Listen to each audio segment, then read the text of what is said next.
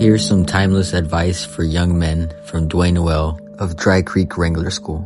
What's some advice, I could give for young men? And so this morning, I want to give things that you could start developing in your life to become a man among men, to become that man that you need to be and that the world around you needs you to be, okay?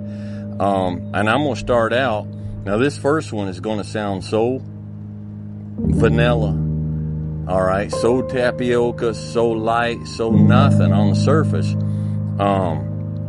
but it's not. You need to work on being a good man. Now, before you throw your hands up, there are a lot of people out there that don't know what it means to be a good man. Especially, now I'm going to kick over a hornet's nest here, especially in the deeply religious world. They don't know what it means to be a good person.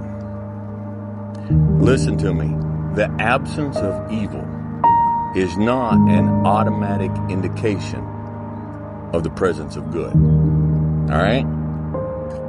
I'm going to say that again. The absence of evil is not an automatic indication of the presence of good. You've got negative, you have positive, and you have neutral. Neutral is there's no negative, but there's no positive either, which means it's a big zero.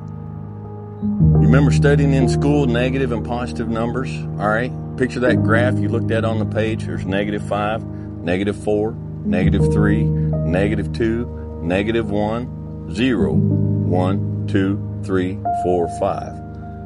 And we say, down here on the negatives, Dwayne, I don't do drugs, and I don't abuse women, and I don't steal from people, and I don't do this, and I don't do that. And so they do away with all the negatives, but they don't do anything positive. Congratulations.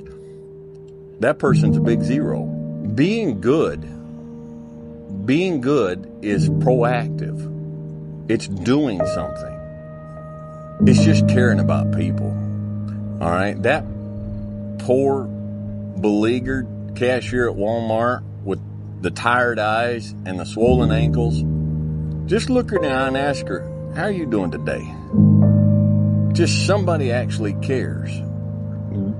We talk about holding the door. Well, somebody stops on the side of the road. Your neighbor down the road is in a difficult place and they can't get their yard mowed. The old lady across the street, the old gentleman across the street, it snows. Just take your shovel and go over and shovel their sidewalk. Just somebody at work, you watch and you look, and people at work, they're going through a hard time. Just, hey, are you all right? Anything I can do to help? If we tie this into the earlier point, be a good man, you can't be a good man, a fully good man, if you're not a dangerous man. To be good is to do good to people, and sometimes doing good to people is protecting those people. It's protecting those people, protecting those around us. All right, these days I'm a laid back, mellow, middle-aged fella, and I kind of talk slow and easy, and I move slow and easy. All right, but you say one disrespectful thing to my wife in my presence, or I get a phone call from one of my daughters crying, I am not only willing, but I am able to inflict great bodily damage, and I will do so. I'm not a danger to those around me. I'm not a danger to the sheep. But you need to be a dangerous man. It's a willingness and a mindset. And then you work on the physical side of it. All right, start losing some weight. Start going to the gym. Start learning some things. And fellas, if you are not willing and able to some degree to protect the family that you have started, you don't have a right to have a family. That's my opinion. That's Dwayneism, okay? You don't have a right to have that family.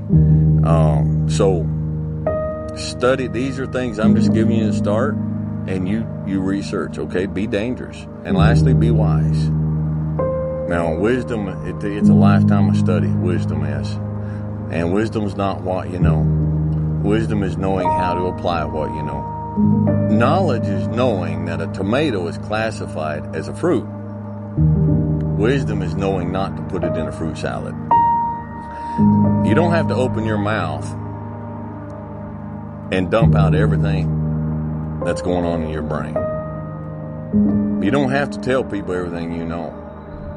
You know, there's two sides of that calm thing. There's the people who stir things up around you. But there's the times we go around and we tell tales and we agitate. Hey, I heard this. I heard this. Did you hear this? And they're stirring stuff up. Be that quiet man. Be that quiet man in the corner. All right? You got something to say that's good, beneficial, helpful, or properly corrective at the proper time, then say it. Otherwise, be wise. And it's a journey. It's a journey. All right? You start where you are today and you say, I wish I was that man right there. But I'm not. And I don't mean that particular person. I mean that kind of man. I wish that is the kind of man that I was. Well, it might be a long journey to get to that man. But start. Work at it all the time. Make sacrifices. Listen, if you don't have a destination, how do you know when you've arrived? And how do you know how to get there if you don't know where you're going? Sit down and figure out, what kind of man do I want to be? And then begin the journey. Take it to heart. Wisdom like this can shape the man you're meant to become.